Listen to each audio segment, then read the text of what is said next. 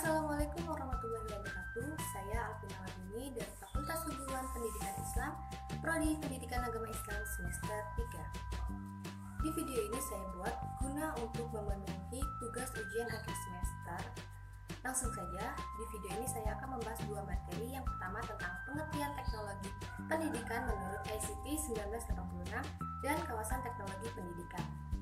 Langsung saja, pembahasan yang pertama yaitu tentang pengertian teknologi pendidikan menurut ICT 1986. Teknologi pendidikan merupakan proses kompleks dan terpadu yang melibatkan orang, prosedur, gagasan, peralatan, dan organisasi untuk menganalisis masalah, mencari jalan pemecahan, melaksanakan, mengevaluasi, dan mengolah pemecahan masalah yang menyangkut semua aspek belajar manusia.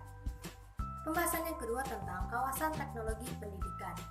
Dalam kawasan teknologi pendidikan terdapat 5 teori praktek. Yang pertama, perencanaan, pengembangan, pemanfaatan, pengelolaan, dan penilaian. Yang pertama ada kawasan desain dan perencanaan. Desain didefinisikan sebagai proses untuk menentukan kondisi belajar. Tujuan desain adalah untuk menciptakan strategi dan produk pada tingkat makro seperti program dan kurikulum, dan pada tingkat mikro seperti pelajaran dan modul.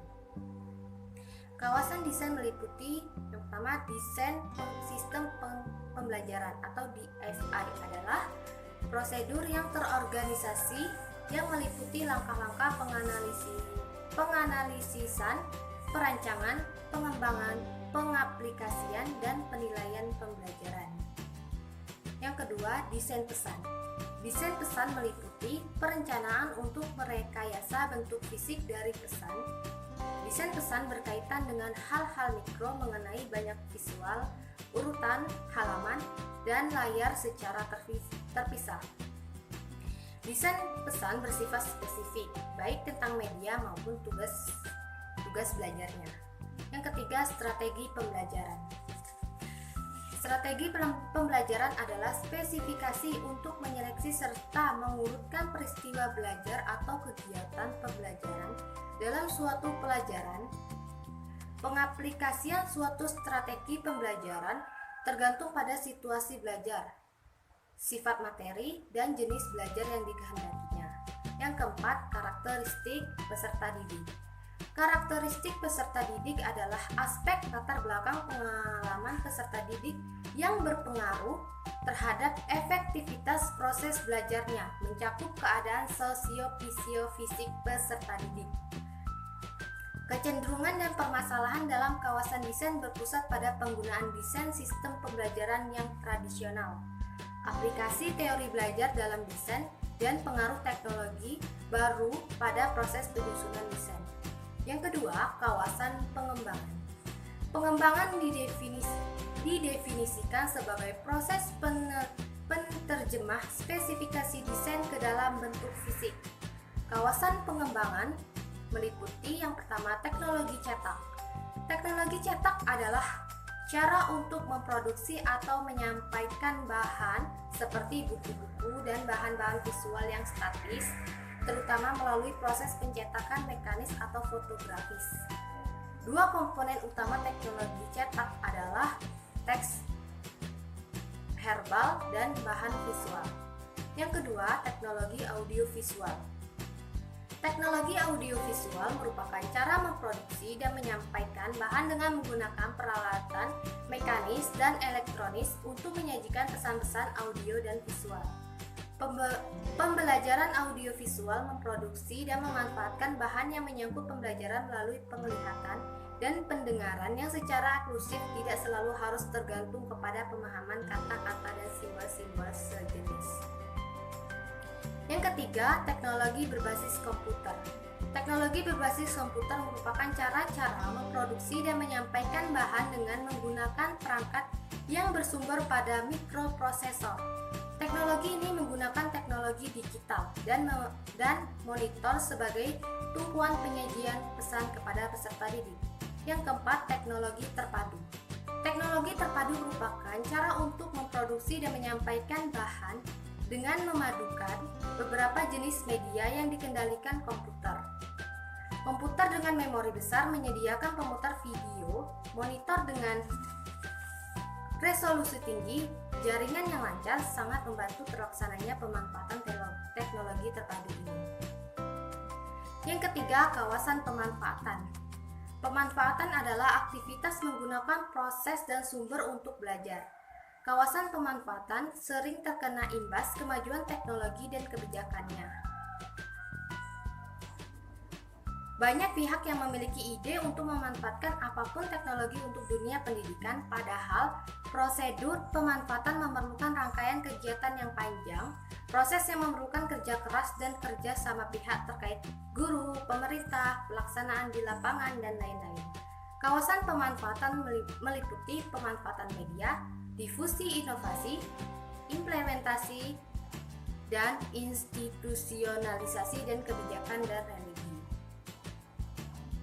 Yang pertama itu pemanfaatan media. Pemanfaatan media ialah penggunaan yang sistematis dari sumber untuk belajar. Proses pemanfaatan media merupakan proses pengambilan keputusan berdasarkan pada spesifikasi desain pembelajaran. Dalam hal ini, urutan karakteristik peserta didik dan lingkungan belajar merupakan beberapa aspek yang harus diperhatikan. Yang kedua, difusi inovasi. Difusi inovasi adalah proses berkomunikasi melalui strategi yang terencana dengan tujuan untuk diadopsi. Tujuan difusi inovasi ini adalah agar suatu medium dapat diterima dan digunakan dalam pembelajaran sehari-hari, tanpa ada keterpaksaan dari pihak manapun. Komunikasi yang mulus menjadi kunci dari suatu difusi, dampaknya adalah perubahan dan penerimaan suatu inovasi. Yang ketiga, implementasi dan pelembagaan. Implementasi adalah penggunaan bahan dan strategi pembelajaran dalam keadaan yang sesungguhnya, bukan tersimulasikan. Pelembagaan adalah penggunaan secara rutin dan pelestarian dari inovasi pembelajaran dalam suatu struktur atau budaya organisasi. Tujuan dari implementasi adalah menjamin penggunaan yang benar oleh individu dalam organisasi. Tujuan dari pelembagaan adalah untuk mengintegrasikan inovasi dalam struktur dan kehidupan organisasi.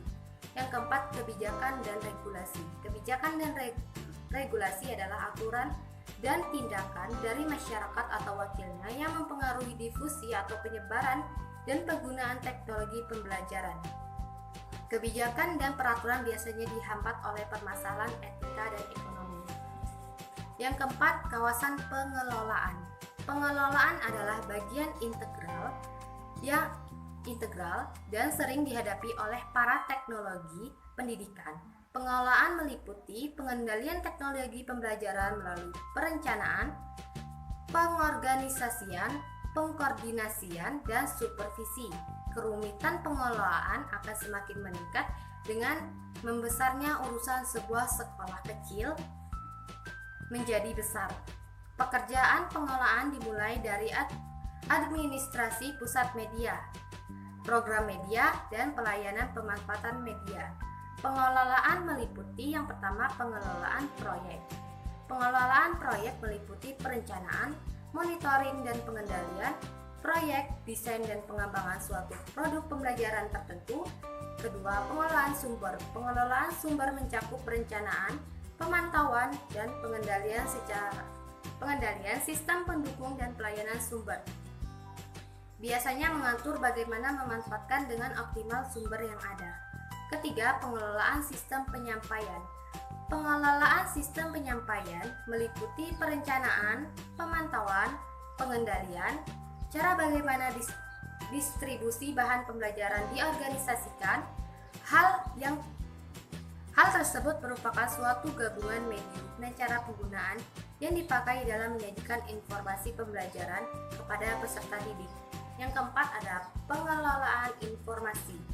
Pengelolaan informasi meliputi perencanaan, pemantauan, dan pengendalian cara penyimpanan, pengiriman atau pemindahan atau pemrosesan informasi dalam rangka tersedianya sumber untuk kegiatan belajar. Yang kelima, kawasan penilaian.